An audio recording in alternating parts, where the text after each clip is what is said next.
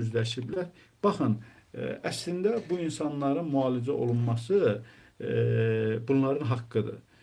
Dünyanın inkişaf eləmiş ölkələrində elə bir şey yoxdur ki, bu cür xəstələr, bu cür əməliyyata ehtiyacı olan pasiyentlər durub yalvarsınlar, prezidentə yalvarsınlar. Prezidentin vəzifəsi bu insanların sağlamlığının təmin olunmasında deməli şərait yaratmaqdır. Bu birbaşa ölkə prezidentinin vəzifəsidir, səlahiyyətidir.